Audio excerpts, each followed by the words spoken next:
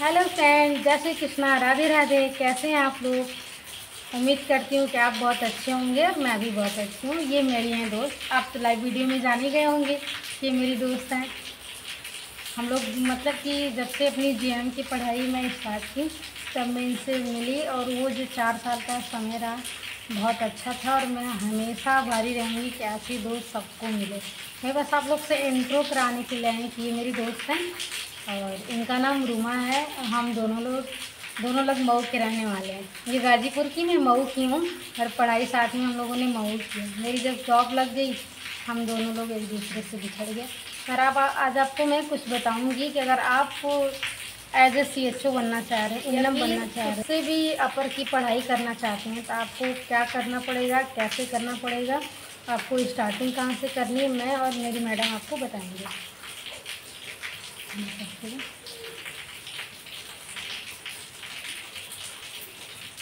जैसे इन्होंने हमारी फ्रेंड ने बताया कि एज हम लोग फ्रेंड हैं, एक साथ पढ़े हैं, तो ये सब जो भी इन्होंने बताया है वो सब राइट है। मेरा नाम रूमा यादव है और मैं डिस्ट्रिक्ट गाजीपुर से बिलोंग करती हूँ, बट ये मऊ से बिलोंग करती हूँ। इनका डिस्ट्रिक्ट मऊ पड़ता है।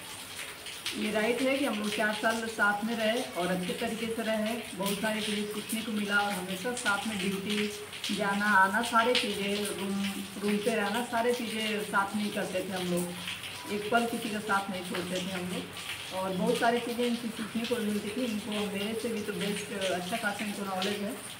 और आगे आप लोग को बताएंगे CHO इन्होंने अपना CHO ज्वाइन किया, और CHO में आपको बताएंगे CHO से क्या कैसे स्टार्टिंग में जब जॉब किसी को CHO को लगती है तो उसमें क्या क्या वर्क करने रहते हैं, और कैसे कैसे अपने आप को इसमें जो भी छोटे छोटे स्टेप बाई स्टेप अगर सिचुएशंस आते हैं तो कैसे कैसे लाइफ में फेस करना। जैसे इन्होंने ट्रेनिंग पीरियड में बहुत सारे स्ट्रगल की, आने जाने में बहुत सफ़र करने में, इधर से उधर कहीं ना कहीं ट्रेनिंग करने के लिए भेज दिया जाता था।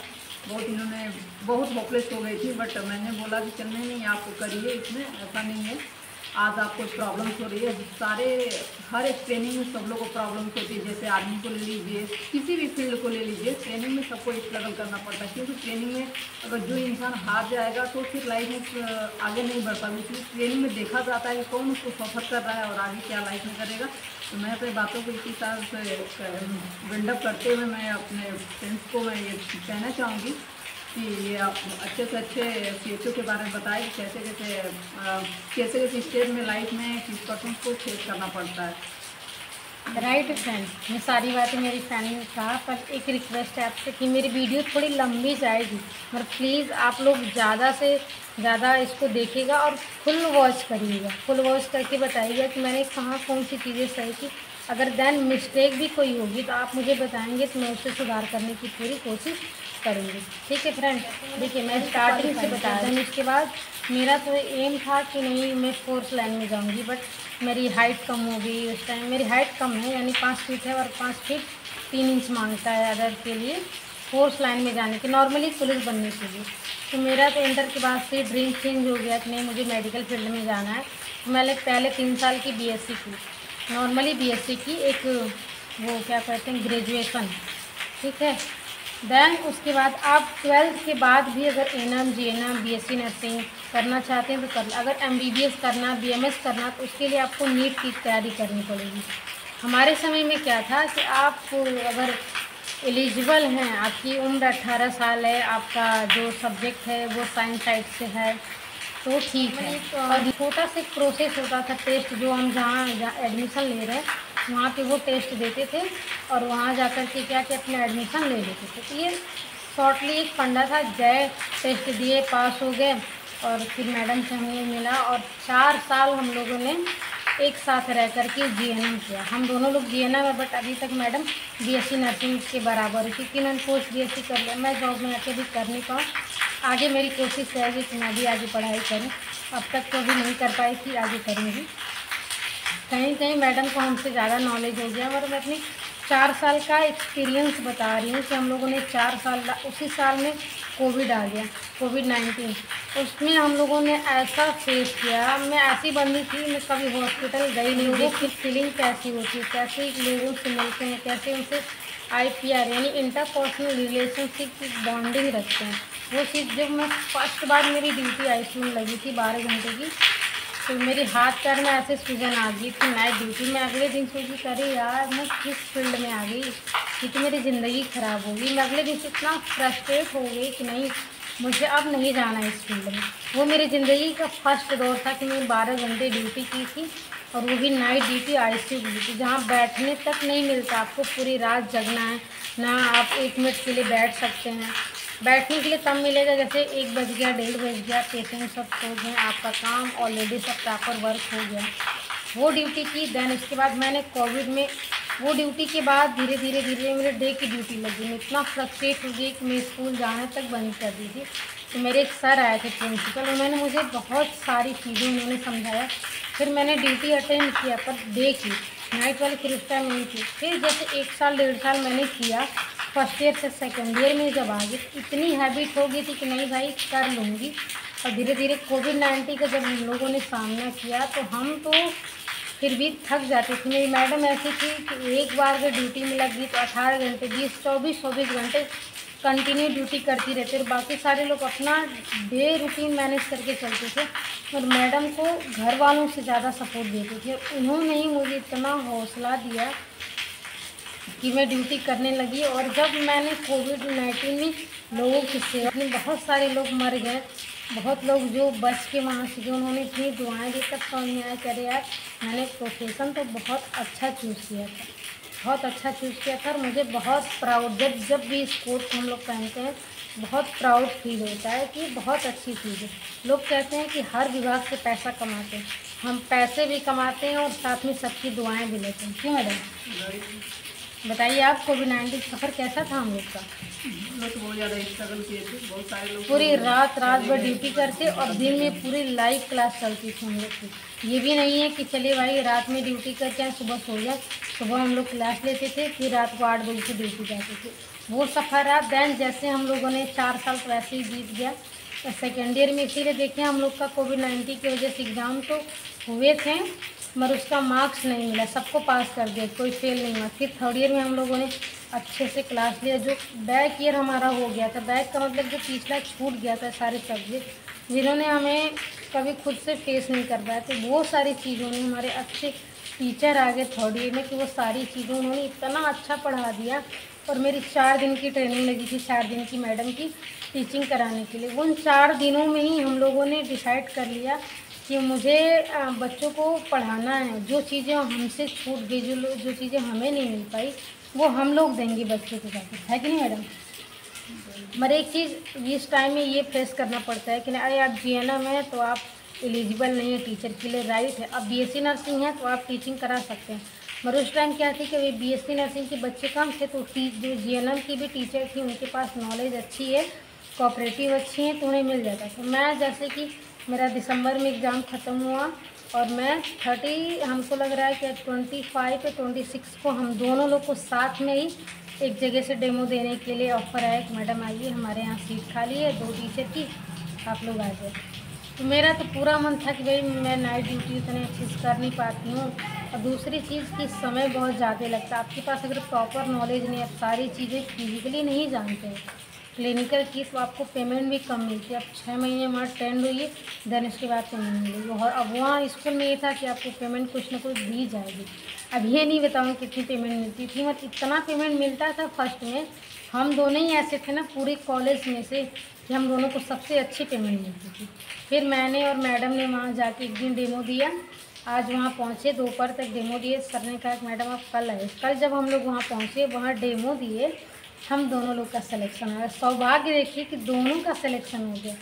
और मेरा तो एक मिनट कट भी सकता था, मैडम का डन था क्योंकि मैडम GNM के साथ साथ ये ADC भी कर चुकी है, कंप्यूटर की अच्छी नॉलेज थी और वहाँ कंप्यूटर का टीचर भी नहीं था, तो सर को एक के साथ 2 प्लस पॉइंट मिलेंगे। तो हमारा दोनों का ही सिलेक्शन हो गया। तो जब हम लोग वहाँ पढ़ाने गए उस स्कूल में, तो वहाँ की रेशियो ये थी, ऐसा नहीं कि सारी चीज़ें हमें आती, जितनी आती थी वहाँ जब हम लोग पहुँचे तो वहाँ की टीचरों की ऐसी व्यवस्था थी जो कि वहाँ के मैनेजिंग, वहाँ का प्रिंसिपल सब ऑलमोस्ट अच्छे थे। मगर जो टीचर उन्होंने रखे थे वो कोऑपरेट नहीं कर पाते क्योंकि उनको हॉस्पिटल भी था जो प्रिंसिपल थे। तो हमने देखा कि वहाँ के बच्चों की रेशियो ये थी कि 20% बच्चे पास होते थे और 80% बच्चे फेल होते थे। हम लोगों ने 31 दिसंबर को वहाँ शिफ्ट हो गए। मात्र 10 से 20 दिन घर रहे थे। फिर जब हम दोनों साथ में शिफ्ट हो गए, फर्स्ट टाइम जब गए स्टडी कराने बच्चों को, तो बहुत सारी चीज़ें फेस करनी पड़ी। हम मतलब कि हमारी एज भी कम है, वहाँ हमसे हाइट में भी बड़े बड़े लड़के लड़कियाँ, फिर हेल्दी भी थी। थोड़ा कोऑपरेट करने में, एक दूसरे के सामने आने में थोड़ा डर था। इस चीज़ के लिए मेरे एक अंकल टीचर हैं, उस चीज़ मुझे पहले ही वो समझा चुके थे। अब थोड़ी क्या होती है कि नई जगह, नए लोग, नए प्लेस पे थोड़ा अनकंफर्टेबल फील होता है। क्यों मैडम, होता है कि नहीं? होता है भाई। तो मैडम तो ऐसे हैं कि वो पूरी मंच पे चढ़ के बोलने, और मैं ऐसे वही, क्योंकि मैडम ऑलरेडी उस फील्ड से आ चुकी थी। पहले एक टीचर थी, बच्चों को स्कूल घर पे ट्यूशन पढ़ाया करती थी, तो इनका जो हेजिटेशन होता वो निकल चुका था। और मैं फर्स्ट टाइम थी, तो मुझे कोऑपरेट करने में थोड़ा समय लगा, क्योंकि ऑलरेडी एक नर्सिंग की पढ़ाई थी। मैथ फिजिक्स बायो तो नहीं था कि भैया बुक उठाए पढ़ा दिए। नर्सिंग की सारी चीज़ एक्सप्लेन। दूसरी चीज़, जब तक बच्चे सेटिस्फाइड नहीं होंगे तब तक करना है। मगर ये दौर कुछ ही टाइम तक चला था। हम लोग आई थिंक 2-3 महीने बीतते हम दोनों लोग इतने बच्चों के लिए वो हो गए थे, कोऑपरेटेबल हो गए थे कि बच्चे कहते कि नहीं। जैसे फार्मेसी वाले बच्चों को मैं क्लास नहीं लेती थी, क्योंकि फार्मेसी में मेडिसिन है, और मेडिसिन के बारे में जीएनएम उतना ही पढ़ाया जाता है जितना कि आपके अंडर में आता है। तो फार्मेसी वाले बच्चों में हम लोग ज़्यादा क्लास नहीं लेते। फिर भी बच्चे चाहते थे, तो उनको एनाटमी हो गया और थोड़ी बेसिक नॉलेज के लिए हम और मैडम जाते थे। मगर वहाँ हम लोगों ने अपना योगदान आई थिंक 8 से 10 महीने दिए, मगर उस स्कूल की पूरी हिस्ट्री बदल के रख दी। वहाँ 80% बच्चे पास हुए थे और 20% बच्चे फेल हुए थे। फेलियर भी वही बच्चे थे जिनके पे यहाँ आप, जो बच्चे बहुत वीक थे या स्कूल क्लास करने नहीं आते थे, उनको भी कोऑपरेट, क्योंकि उनका जो एग्जामिनेशन हॉल था वो आगरा गया था। इतना दूर भेज दिया था यूपी से। हम लोग इधर के रहने वाले हैं, मऊ के। मैं जहाँ पढ़ाती थी वो बलिया, वहाँ का सेंटर आगरा गया था। मैं खुद लेके गई थी बच्चों को, रिजर्वेशन करा के वहाँ एग्ज़ाम दिलाए। और देन 8 महीने के बाद ही मैंने उसी बीच जुलाई में फॉर्म आया तो मैं भरी, अगस्त में पेपर दी। अब पता चला कि ना अक्टूबर में, आई थिंक 14 अक्टूबर को, 9 अक्टूबर को रिज़ल्ट आया। पता चला कि मेरा हो गया। मेरे मैडम का 1 नंबर से छूट गया था। इस बात का मुझे बहुत दुख है। मैं चाहती थी कि पहले इनकी लग जाए, देन मेरी लगी। मगर ऐसा नहीं, एकदम कहानी उलट होगी। उस टाइम मुझे, हम दोनों लोग साथ में थे, आगरा घूमने जा रहे थे, मुझे बहुत कष्ट हुआ था कि ऐसा नहीं होना चाहिए था, ऐसा क्यों हो गया। मेरा नहीं होता तो कोई बात नहीं, मेरी मैडम का पहले लग जाता। मैं बहुत, मतलब कि मेरी ज़िंदगी में एक मेरी रोल मॉडल है। मैं इनसे बहुत सारी चीज़ें सीखी हूँ। मैं तो जब रहने लगी थी रूम लेके, तो मेरे अंदर इतना चाइल्डहुड था कि कैसे केयर करते हैं ना मेरी मैडम। मेरे कपड़े तक समझ जाइए कि मैं क्या होता है, जो मम्मा जैसे केयर होती है ना, वैसे रोल मॉडल इन्होंने लगाया। और मैं आजीवन इनसे चाहूँगी कि हम कहीं भी रहें, आज सिंगल हैं, कल मैरिड हो जाएगी, चाहे दुनिया के किसी भी कोने में रहे, हमसे आपसे दोस्ती टूटनी नहीं चाहिए। देन उसके बाद मेरा 9 अक्टूबर को आ गया था रिजल्ट। देन 14 अक्टूबर को मैं घर आई। 16 तारीख 17 में मैं गई वहाँ। 27 तारीख को मेरी वहाँ ज्वाइनिंग हो गई। 21 तारीख को हुई, 27 को रिटर्न बुलाया गया था। मगर 1 दिसंबर से मेरा क्लास स्टार्ट हो गया। फिर 1 दिसंबर से लेकर के 26 दिसंबर तक मैं लखनऊ में अपना ट्रेनिंग दी। लोक बंधु राजनारायण में मेरी ट्रेनिंग चली थी 1 महीने। फिर दैन में 1 महीने के बाद ही हमारी पोस्टिंग हो गई थी जौनपुर, जिसमें सिकोनी ब्लॉक मिला था। और वहाँ जब आए तो ज्वाइनिंग लिए, कभी इस क्षेत्र में आए नहीं थे, CHU कर दिए। और मुझे अंदाज़ा भी नहीं था, क्योंकि बहुत अच्छी तैयारी नहीं थी कि हाँ निकल जाएगा। फिर ये था माइनस मार्किंग नहीं भैया, 100% सब कर डालिए। और ये देखिए इत्तेफाक से पेपर इतना टफ था कि, और हमारे मैडम का हम लोगों ने सेम दिन सेम टाइम सब जगह भरा था। डिस्ट्रिक्ट भी चूज़ कर रखी थी, पर दो छोड़ पैसे कर दिए। मेरा लखनऊ, इनका गोरखपुर था। मैडम के 1 नंबर से वहाँ रुक गया, मेरा हुआ। जब मैं आई, मेरी ट्रेनिंग भी लखनऊ चली। फिर सिरखोनी में आ गई, ब्लॉक की पोस्ट हुई। यहाँ मैं 26 जून से लेकर के 3 मार्च तक अपना योगदान दी। 3 मार्च के बाद फिर यहाँ से रिलीव करके फिर हम लोग चले गए लखनऊ। फिर लखनऊ गए तो 3 मार्च से लेकर के हम लोग, हमको लग रहा है 3 मार्च से लेकर के 24 मार्च तक वहाँ थे। फिर उसके बाद हमारा पेपर हो गया 19 मार्च तक थे वहाँ। 24 मार्च मान लीजिए, 19 को हमारा पेपर था। फिर रिज़ल्ट आया। फिर हमको फिर से हमको पहले ये हुआ कि जो जहाँ था उसको उसी डिस्ट्रिक्ट में भेजा जाएगा, मगर उनका सब सेंटर ब्लॉक चेंज होगा। मेरा भी चेंज हो गया था, पर मुझे ये जगह इतनी अच्छी लगी कि मैं यहीं पे अपना फिर से पोस्टिंग करा के यहीं पे आ गई। तो मैंने same block same sub centre ले लिया। फिर यहाँ से मैं 26 अप्रैल को मैं अपना योगदान दे रही हूँ। आज ये 26 अप्रैल 2026 का आएगा, तो मुझे 3 साल कंप्लीट हो जाएंगे। और मेरी मैडम को फिर वहाँ की इन्होंने हॉस्पिटल ड्यूटी नर्स ज्वाइन करते हुए इन्होंने उस समय पे इतना अच्छा रोल लिया कि पहले जहाँ पढ़ाते थे अब वहाँ इतनी दूरी होगी कि अकेले रह नहीं पाते। फिर इन्होंने दूसरी जगह डेमो दिया। आज मैडम टीचर है वहाँ पे, बीएससी नर्सिंग की टीचर है, बीएससी नर्सिंग तक पढ़ाती हैं। मैडम किस स्कूल में पढ़ाती हैं? माँ सरस्वती पैरामेडिकल कॉलेज। किस बोली? माँ सरस्वती पैरामेडिकल कॉलेज मर्दम नेनवा, गाजीपुर में मैडम का कॉलेज पढ़ता है। वहाँ पे एएनएम, जीएनएम, बीएससी नर्सिंग और क्या है फार्मेसी के चलता है, डी फार्मा, बी फार्मा, ये सब सारी कोर्स वहाँ पे चलती हैं। और मैडम वहाँ अपना योगदान दे रही हैं। और हम मेरी मानिए, जैसे कि अगर कोई मेरा रिलेटिव देख रहा होगा या स्टूडेंट मेरी वीडियो देख रहा होगा जिनको मैंने अभी तक टीच करा के आया, उनको पता होगा कि हमारी मैडम का फाउंडेशन कितना अच्छा था कि जिस सब्जेक्ट के पीछे पड़ जाते थे बच्चों को एकदम जुबान से रटवा डालते थे कि ऐसा नहीं कि एग्ज़ाम में मैडम ये क्वेश्चन नहीं आ रहा है, फेल होने वाली नौबत ना, इस तरीके से बच्चों को पढ़ाते थे और कोऑपरेट भी करते थे। ये हमारा इनका साथ जो 1 साल का था वो बहुत अच्छा था।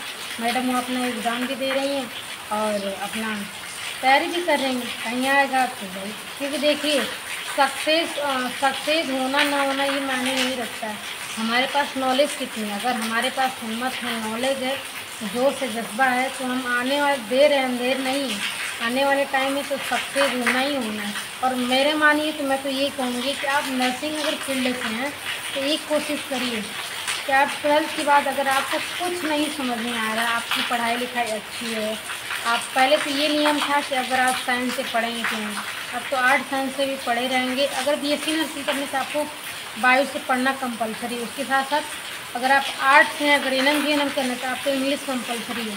इतना होना चाहिए। अगर कुछ नहीं समझ में आ रही ज़िंदगी तो मैं कहाँ जाऊँ, क्या करूँ, अगर आपकी पढ़ाई ठीक ठाक है, आर्थिक स्थिति भी ठीक ठाक है, तो आप एनएम जीएनएम बीएससी नर्सिंग कर लीजिए। कम से कम ज़िंदगी में हमें सरकारी जॉब नहीं मिलेगी, अगर हॉस्पिटल तो हम ज्वाइन कर लेंगे।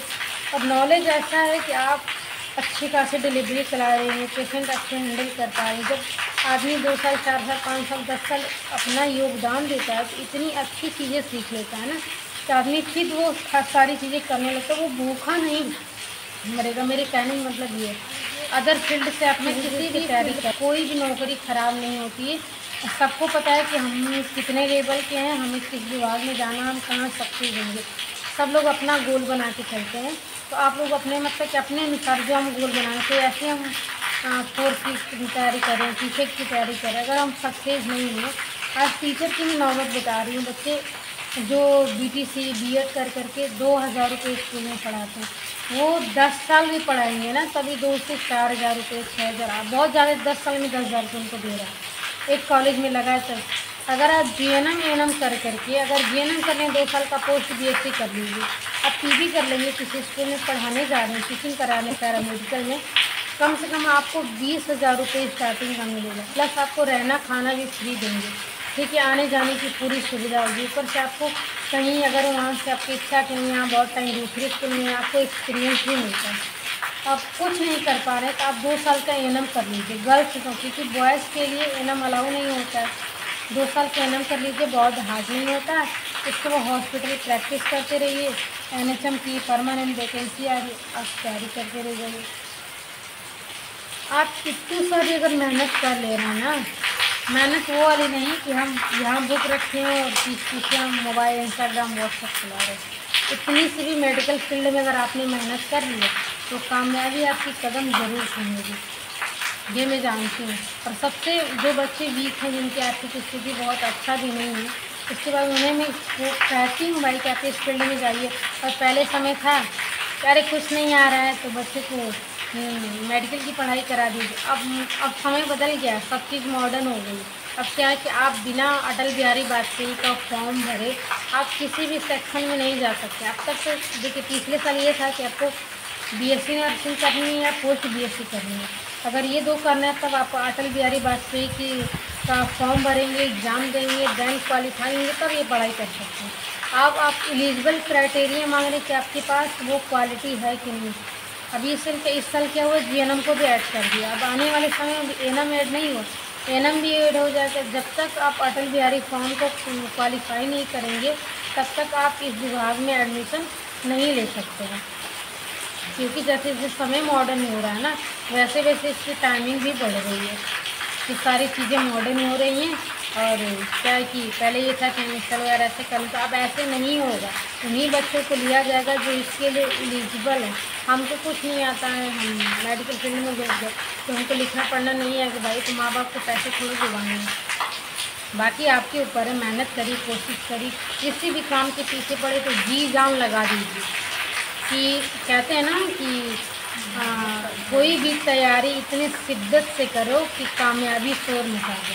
राइट है कि नहीं मैडम? और मेरी मैडम करती भी है, मैं तो थोड़ी पीछे भी हो जाऊँ मगर ये नहीं, ये अपने लक्ष्य के प्रति एकदम उत्तम है। बाकी आप लोग से बात करके, इंटरव्यू दे करके मुझे बहुत अच्छा लगा और अच्छा फील हुआ। और ये देखिए फ्रेंड लोग, आप लोग से बातें करते करते इतनी बारिश हो रही है। काश मुझे पता होता कि आप लोग से बात करते टाइम इतनी बारिश हो जाएगी, इतना मौसम अच्छा है, तो मैं बहुत पहले ही आप लोग से बातें कर लेती वीडियो। और हो सकता है कि मेरी मैडम आई है इसलिए भगवान जी भी अपना मौसम बदल लिए, हम बारिश करा रहे हैं। आप लोग देख ही रहे हैं, फर्स्ट टाइम आ रहे हैं, फर्स्ट टाइम मैं उनको दिखा भी रही हूँ, है कि नहीं। बाकी आप लोग मेरी वीडियो को फुल वॉच करिएगा। कुछ भी पूछना हो तो आप कमेंट सेक्शन में कमेंट करिएगा। किसी भी चीज़ की रिलेटेड जानकारी हो, कॉलेज से रिलेटेड जानकारी हो, रिलेटेड आप टीचर से हो या फॉर्म भरने से लेकर के कोई भी जानकारी चाहिए मैं बता दूँगी। अगर कॉलेज से जानकारी चाहिए तो मैडम का नंबर अगर आपको चाहिए तो उनके कॉलेज का नंबर मैं लिंक डिस्क्रिप्शन में डाल दूँगी। अगर ज़रूरत होगी तब मैसेज करिएगा, मैं बता दूँगी। फिर ऐसे ही हमारी वीडियो से आप बने रहिएगा और मैं बहुत ढेर सारा प्यार दीजिए, ज़्यादा से ज़्यादा लाइक कमेंट सब्सक्राइब करिए। और मैं आपसे इंफॉर्मेटिव वीडियो बना के पोस्ट करने की पूरी कोशिश करूँगी। फिर मिलते हैं ऐसे नेक्स्ट वीडियो में, तब तक के लिए बाय बाय।